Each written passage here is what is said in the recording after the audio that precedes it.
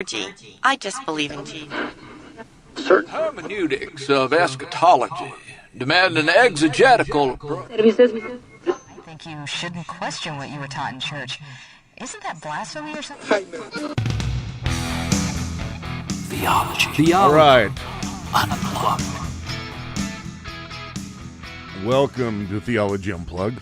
Michael Patton here, and we have got a session for you today. It's going to be a blast.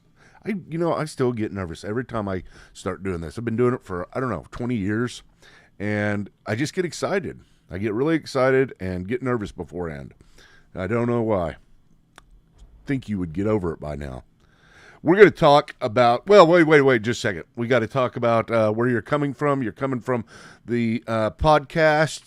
Remember, we're on YouTube, and we're also trying to do it. I don't know whether I've done it right, but we're working to doing this live. If you are a Patreon, and I'll tell you more about that later, then you can get on our Discord server, and we can discuss and chat while I'm doing live events. We're going to do lots of live events eventually once I get it all figured out. But Theology Unplugged, we are going to talk today about, what should the title be? I don't even know.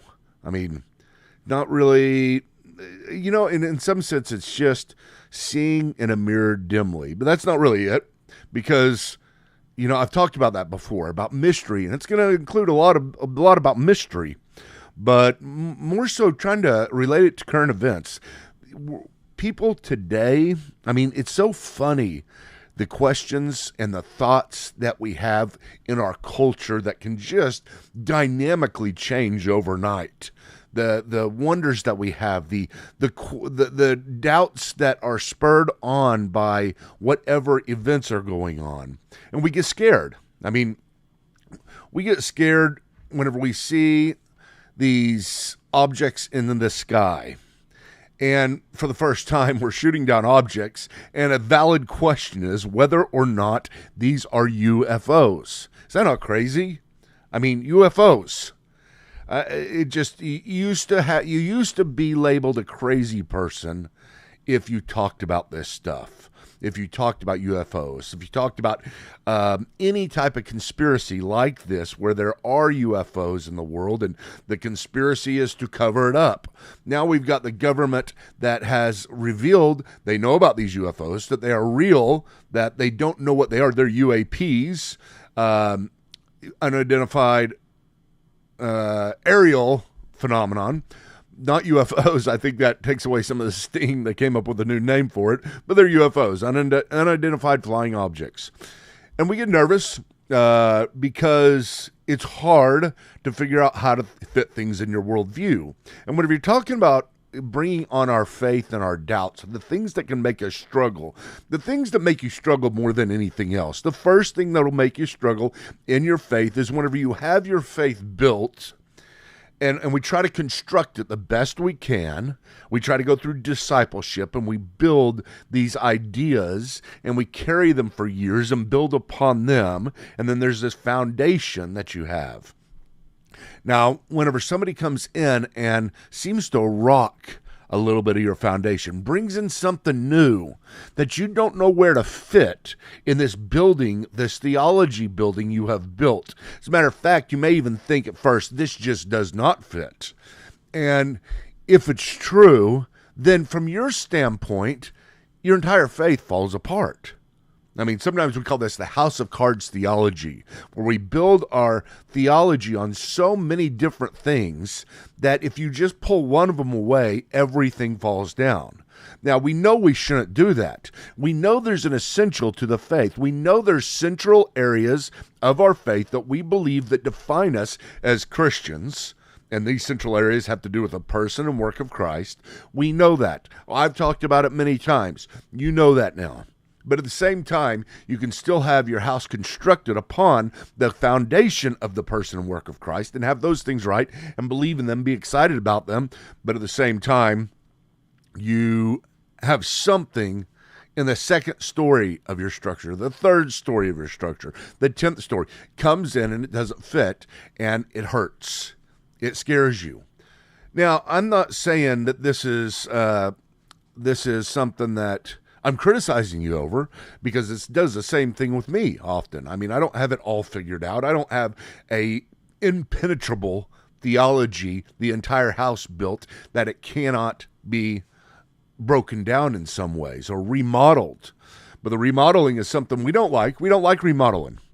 Because number one, it means we were wrong beforehand about something. And number two, it means somebody else was right. And most importantly, it's what you were wrong about beforehand. And if you were wrong about something like this, then maybe you're wrong about everything. So we see these objects in the sky. We're talking about UFOs now. And we begin to wonder, what is going on? What could these UFOs be? Now, some people, the first thing they come to is it's another conspiracy. Beforehand, it was a conspiracy of the government that they held back the information about UFOs. Now it's a conspiracy that the government is putting this forward, and they've got some secret military base, black ops in Wyoming or in Nevada or wherever, where they're building these things. And sometimes they're based upon a UFO that got crashed beforehand, and we're back tracing the technology and using it ourselves and just don't want anybody to know, but we let out a little bit and little pieces so all the other countries think they really don't know what they are, but we really do know what they are. That's one conspiracy. I don't know whether that's true. It could be. Now, the conspiracy is, again, that we're holding back even more. There's a whole lot more that we haven't told about UFOs. I don't know. I mean, you get these unidentified objects. You've got these weird things in our world. Maybe that would be just call it this. Weird things in our world. We have got weird things in this world. We have got things that doesn't necessarily fit into our theology, but doesn't not fit either. We have such a lack of understanding, broadly speaking, about what God has done and is doing around the world, around the universe, in whatever other universes he's created. And sometimes we just get it set up the best we can, and we adjust.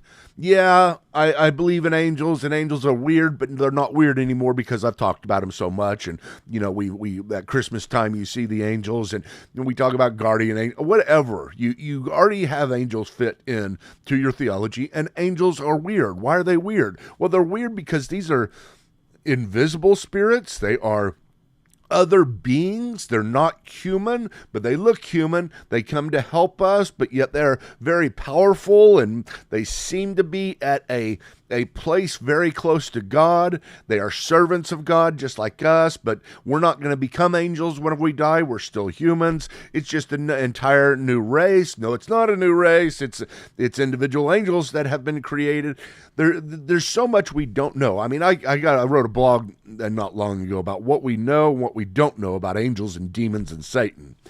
And if you've taken my theology program class, you know, whenever I started the class, I said, well, we thought about doing a course on angels and demons, but we decided not to because it would be mostly dispelling the myths that we think we know about angels and demons, because there's not that much information. Well, I think I was wrong about that. I think there's a little bit more information than I really knew about at the time. Maybe I just didn't want to teach on angels and demons, and I thought it was weird. I don't know. I probably should do a class on that, and I probably will do a class on it sometime. But it's really, I'm constructing that myself right now. I'm constructing a theology of angels and demons. But not only that, I'm trying to construct a theology of the mysterious, unknown world that God has created, and the possibilities that we have there, not the actualities, because like I said, we don't have enough information, but the possibilities that are out there. It's a very humbling study. It's humbling in the sense that, number one, as I go through this, I'm finding out even more that I don't know. And how maybe I didn't construct a room in my house for angels and demons so that you go there and see what angels and demons are all like. I mean, I kind of did. Maybe it's a bathroom size room, here's what they are. We don't know much about them. Demons bad, angels good. They're serving spirits. They've been with God for a long time. We don't know anything more. But now it's like I put up a fence to where you couldn't go outside this with regard to angels and demons. I was comfortable with the fence. I was comfortable with the acreage that we were on, the layout. But I don't think I built it big enough. I think the world outside of our own existence is so much bigger than I often give it credit for. God has been doing so much, and who are we to think that whenever God created the heavens and the earth, that is a comprehensive understanding of what He has done? We should know that. I mean, God exists outside of time and space. He doesn't have time limits. And I don't see us as fitting in with some type of beginning with God. It's not. We didn't come at the beginning with God. There was no beginning with God. And so we have a certain point in time where our universe began. In the beginning, God created the heavens and the earth. But I don't know what the beginning looks like for the angels. I don't know what the beginning looks like for... I don't even know how to define angels. Because as I go through, angels just seems to be a term not of ontology, but of functionality. And what I mean by that is angels I don't see as a species. I don't see them, maybe I see them as being alike in a lot of ways, but they're not a species in the sense that God created two angels, and then they procreated and created a race of angels. So it's not a race of angels that's out there.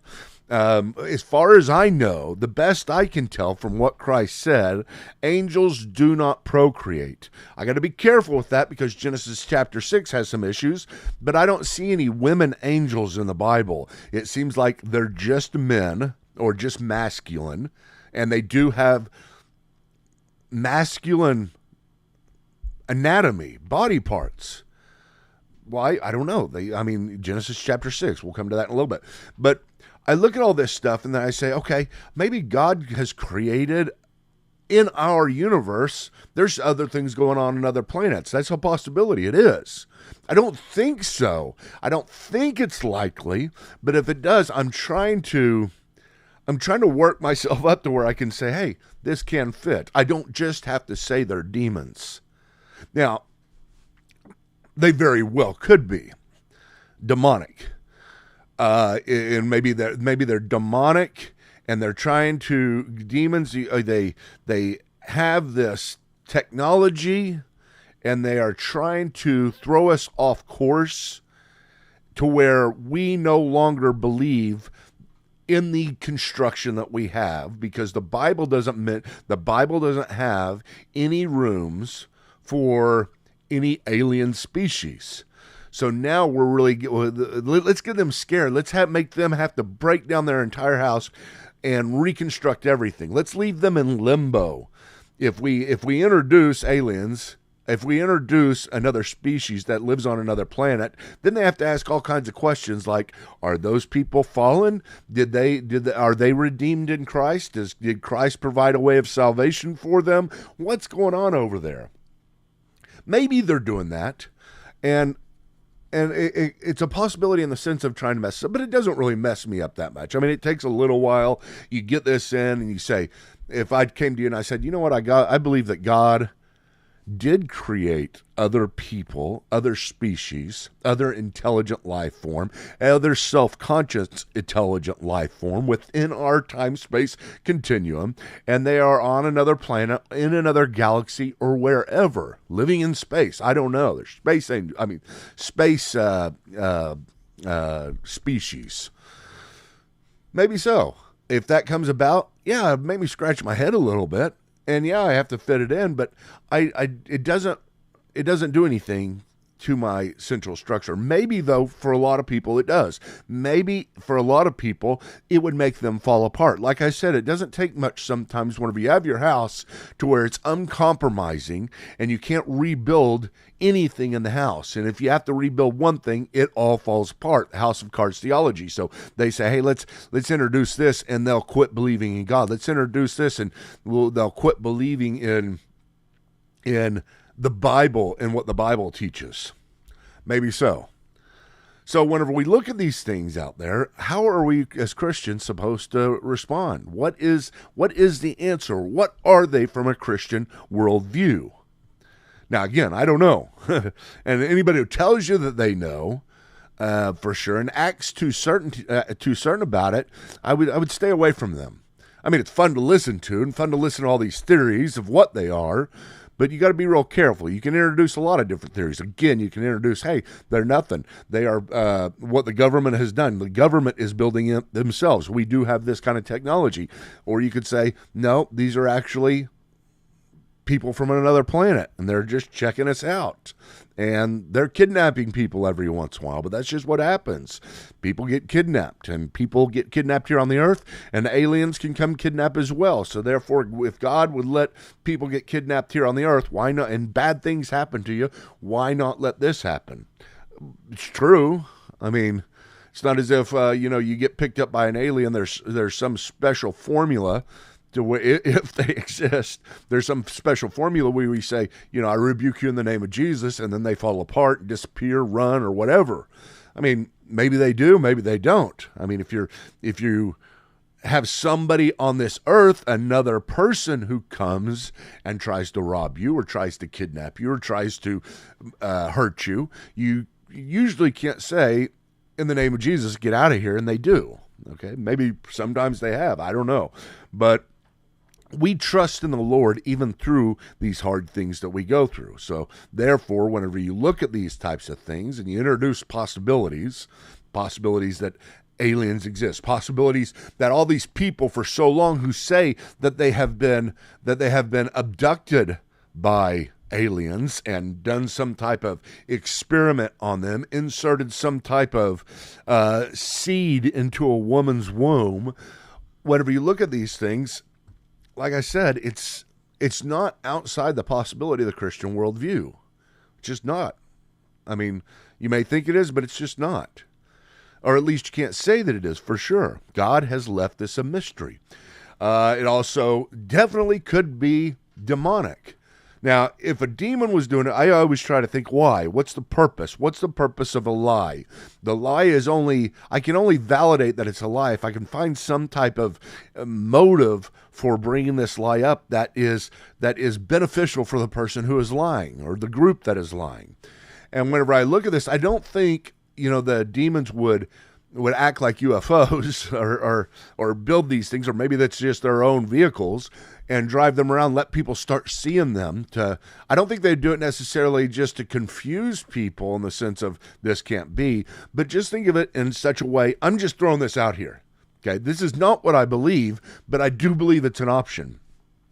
Let's say that they are doing this so that they can prepare the world for whenever the rapture happens, and they've come down and they've taken people before, and it's widely spread, getting more and more spread, that people get abducted, and that becomes part of our understanding, our cultural understanding, our cultural expectations. On the news tonight, we had 7 more people abducted or something like that. Slowly, that starts becoming more of a reality over the next 10, 20 years. And then the rapture happens, and what are people who are unbelievers going to say? Well, yeah, of course. They're going to say the first thing, not that Jesus came and got them, they were right.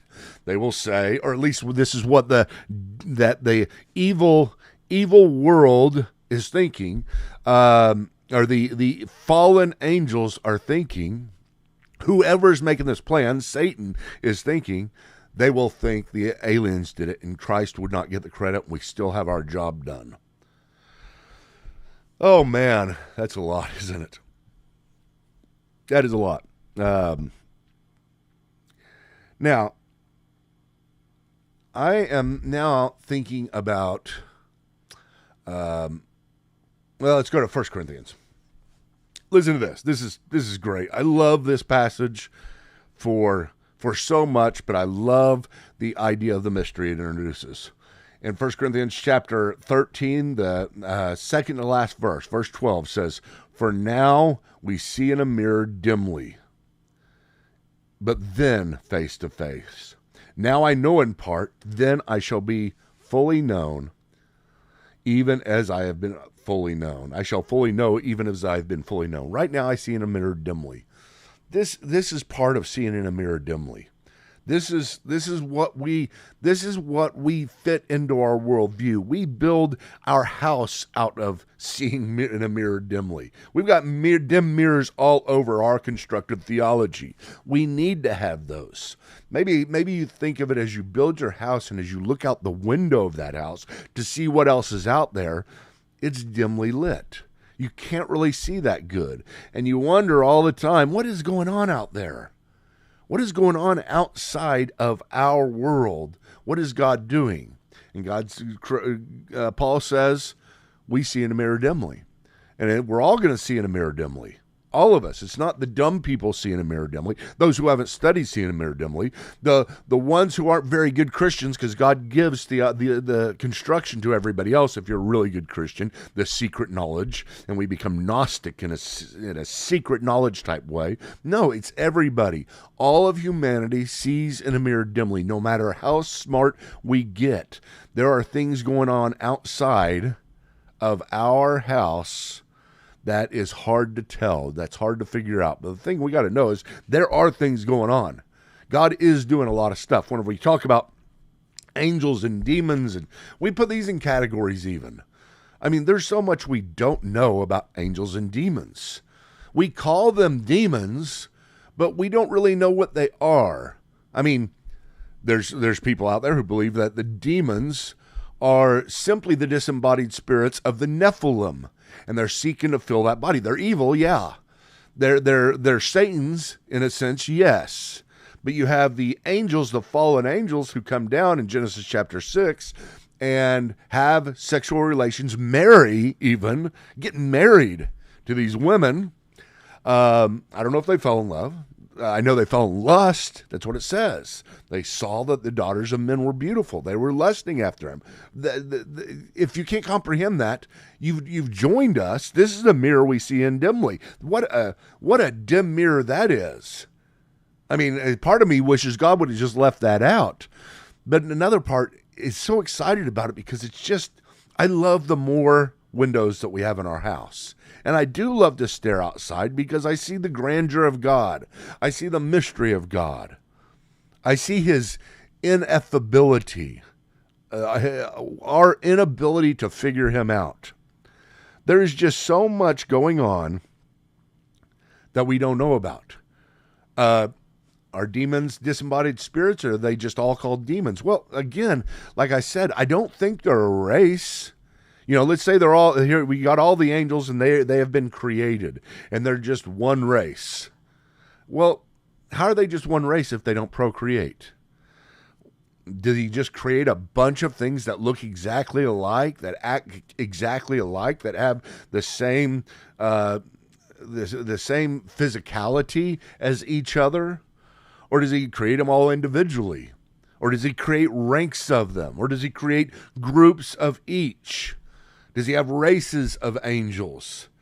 Do the angels function in such a way like humans do, and that we have different races, or like animals do, to where we have different types of animals? Is there, we have humans, that highest form in the sense of being in the image of God and having our ambitions and our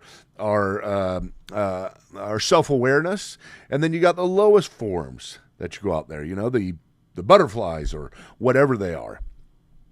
And then the dogs in between, and maybe that's how demons are. Maybe he created a bunch of them, and that's how angels are, And he created this whole plethora of things that he has done in the background. I don't know what he did in the background. Now, having said that, it does seem that at the time of Jesus, that's what people believe. They believe that demons were the disembodied spirits of the Nephilim.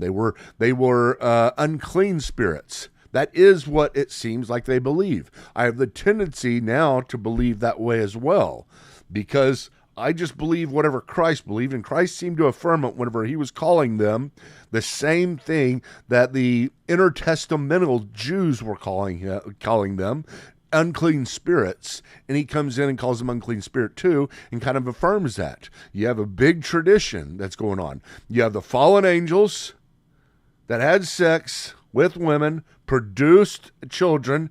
Those children died in the flood, and it seems like even afterwards, maybe they kept on going. And their spirits were cursed here to the earth, and they run around trying to create havoc and trying to embody things, people, whatever. They're naked and they're trying to be filled, or they go to desolate waste places and get hungry and come back to people. It's weird. Yes, it is bizarre. But since when did bizarrity become a criteria of truth? Well, it doesn't taste right. Doesn't feel. When did palatability become a criteria for truth? Remember this: the palatability of a doctrine does not determine its veracity. The palatability of a doctrine does not determine its veracity. I'm not trying to introduce something that is really academic here. I mean, think about it. Whenever you go through in scholarship, and whenever you go to, let's say you go to an SBL meeting, Society of Biblical Literature, or the IRL, or I forget what it's called, but the societies that are out there where people get together and discuss the Bible, discuss religion. These are all scholars. And you come in here talking like this. You come in here talking about demons and angels. Well, that's something that's taboo. It's something you don't talk about. Yes, you can talk about Jesus. Yes, you can talk about his resurrection. That's as far as we're going to go, but we're not going to go past that point and start talking about this nonsense of demons. Well, how is it nonsense, and why is it nonsense? Because cartoons have depicted them a certain way? Because movies have depicted them a certain way? How in the world does that invalidate this introduction of this type of people because it's weird? Weirdness, bizarreness is not a criteria for truth. As a matter of fact, we even got a argumentative fallacy. It's called the ad absurdum, argumentum ad absurdum. You're arguing that your view is true because my view is so stupid. You're not stupid. You're arguing that your view must be true or my view must be wrong because it sounds so absurd. That is not a good argument. That is an argumentative fallacy. Is there some logical reason why God could not have created angels, given them free will, and them somehow have been lusting after women? They didn't have any women. Somehow this ignited a passion in them they either didn't know they had or were fulfilling some other way. Don't know. But they go down and they commit this sin, and in the flood, they die, or at least most of them do, and they get sent to a place of judgment that is holding them until the end, but these other demons are running around and trying to create havoc, kind of the lowest rank in Satan's army. So demons and whatever fallen angels you have, the other ones. Angels is not an ontological term. Angels is just a term of functionality. That's all it is, messenger. I mean, I could be a messenger. I could be called an angel if I function in such a way to someone. So just because they're called messengers doesn't make them erase in such a way to where you can put it in a box. Don't put these things in boxes. Be careful. We see in a mirror dimly. It's hard to see outside to see what God is doing. Now, we have to start talking about this. We have to start discussing it because that's what's going on in our society, because these things are becoming visual. Now, again, you don't look at it and say, well, that can't be true because that's too bizarre to say they're aliens. And that can't be true because that's too bizarre to say they are demons. I mean, how do you know? I asked this question on my Facebook a few days ago, and it was just mixed. I mean, 50-50. But how do you know that angels don't have technology? Seriously. I mean, is there something in them that etherealizes them so that they don't need technology, that they don't need any type of instrumental help to do things, or they're not smart enough to advance in such a way that God didn't give them that gift? I mean, it's a gift of ours to invent things, to grow as a society, and to find new things that are helpful to us, that help us along each day, that make things easier. It's an exciting thing to discover. It's an exciting thing to explore, but we need technology. Who's to say angels don't have technology? I know it sounds weird. I really do. But why not? I mean, could you see an angel on a cell phone, calling another angel? Maybe so. I mean, I don't know whether they just think it and they transmit it, and God's created them in such a way where they don't need technology, but I doubt it. I mean, I have no reason to believe that. Now, having said that, listen to this. And I've said this before, I think. I don't know. But just hang with me. You've got all these weird things that y'all are going to keep thinking I'm bizarre. I'm not teaching any of this stuff. I'm just trying to say how it can fit and what it is that should really disturb your worldview, and none of these things should. But you're going to think I'm weird here, but let's just talk about all the unknowns. There's so many unknowns. You get out there and you start looking, seriously listening in such a way to where, whether it's other cultures or it's just other people who have had individual experiences that they really believe and they can't deny. I know a lot of people are crazy. I know whenever they say they see UFOs, it's most of the time it's probably not a UFO. But what about those times whenever you have so many witnesses, whenever you have the same type of thing being said in many different cultures going all the way back in time? Way, way back in time. I mean, hundreds, even 1,000 years. What about it whenever you have the Indians drawing on rocks pictures of UFOs and showing them in the sky? What about whenever you have these things that are skinwalkers and the common understanding of skinwalkers from a Indian standpoint, the medicine men who go rogue and then are able to transform into different animals or whatever skin that they're wearing they become, and they just wreak havoc. And if you see one, you're in big trouble type thing.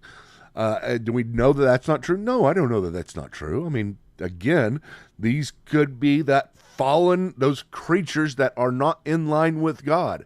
Maybe they're demonic. What about Bigfoot and all that? I mean, there are so many people out there that have seen some type of creature that they say is the same. It goes back in time. It's not just today, and it's not crazy people. People coming out and they're risking their reputation. People who have no reason to lie. I mean, it's like I was telling my wife the other day. I said, listen, if you deny that, if you deny all of these, every single one of these things, what you're doing is basically the same thing atheists do to Christians. We say there's so much evidence that Jesus rose from the grave. We have so many witnesses, and they died for this belief. They never recanted, even though the recantation would have saved their life.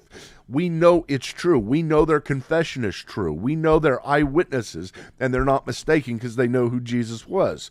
But what about all these people that say they see something, like a big, skunk ape out in Florida, and they describe it. It's the same way everybody else is describing it, and they put their reputation on the line as they're telling about it.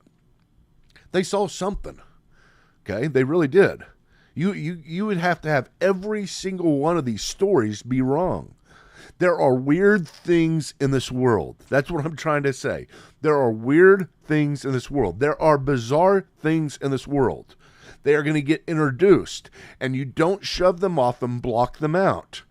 You just introduce them in such a way to where it's in a mirror. You're seeing in a mirror dimly. You're seeing through a window dimly. You are imperfect, and then you turn that into worship. What do I mean by that? I've said it a few broadcasts ago. Mystery brings us to our knees. I love mystery. I love being in awe. Whenever they used to build churches, whenever Eastern Orthodox people build churches, they build it where the ceilings are so high that you feel insignificant, and that the ceilings portray the greatness of God and the significance of it and how far he is above us. And we fall to our knees. Why? Because of mystery. They have a big concentration on mystery. We as Westerners like to think we know it all, and we don't like mystery. We don't like new things being introduced. We don't like weird things because we're scientific, right? But that's not the way it's always been, and that's not the way the rest of the world is, and that's not the way that we as Christians should be. There are weird things out there. They're not unscientific. They're not against rationale. They're just things that are odd, that we look through the mirror, we look through the window, and we see, and we don't know how to place them. But at the same time, that doesn't mean they don't bring us to our knees in worship and say, my goodness, God's doing a lot of stuff out there. It doesn't make us less significant in God's eye. God, what is man that you take thought of him? The Son of Man what is man that God has redeemed us and become man? I mean, that none of this stuff should diminish. I'm not saying diminish our understanding or our view of man, but God's love for us. He doesn't get mixed up with his children. He doesn't get mixed up with his creation and forget who he did and just divide his love. And so his love is infinite. It's infinite for you at every single moment. And he can have other things going on. He does have other things going on. It is a big mystery. Whenever God created the heavens and the earth was a wild place, it says. It was a tahu wabahu. It was something crazy, without form, void. God does not create tahu wabahus. Maybe something happened to make it all this way. There's weird things. I think of dinosaurs. I mean, if I introduced you to dinosaurs and you never heard of them, that'd be bizarre. Too bizarre to fit in. But we got skeletons, and we can see them and put them together. We discover new dinosaurs all the time. There are things out there in this world that are bizarre and are crazy, and they should bring us to our knees.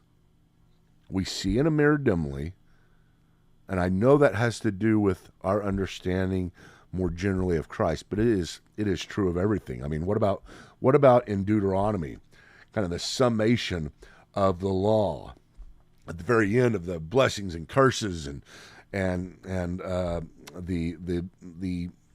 giving of all of the commandments? God says, the secret things belong to the Lord, but the things revealed belong to us and to our sons forever, that we may observe all the words of his law.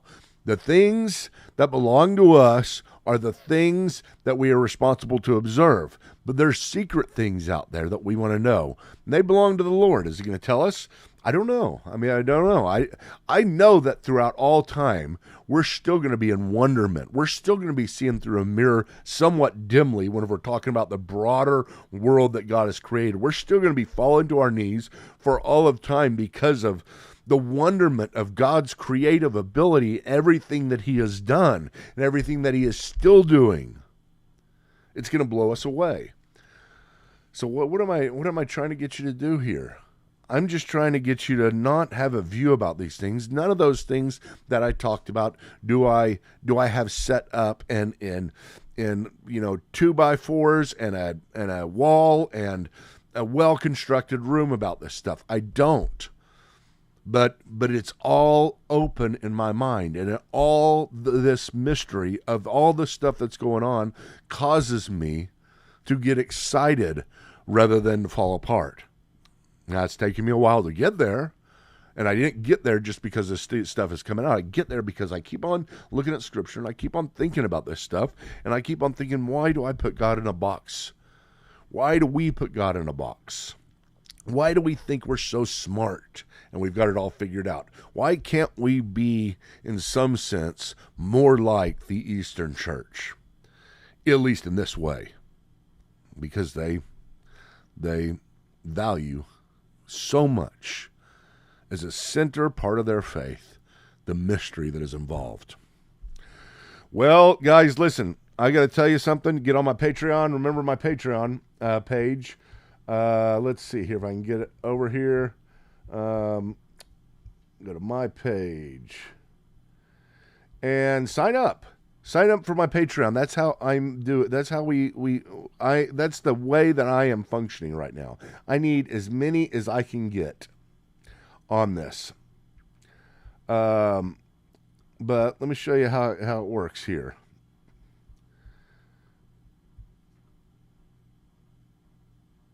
Okay. Look at this. You got all kinds of ways that you can join. And like right now, I'm live on Patreon. Or I'm live on the Discord server on Patreon. I don't know that I did it right, but I'm going to figure it all out. But here's all the different levels that you can join. There's all kinds of rewards and fun things, but most of all, no matter what you join at, no matter what level you join at, you're going to be able to get involved in this community.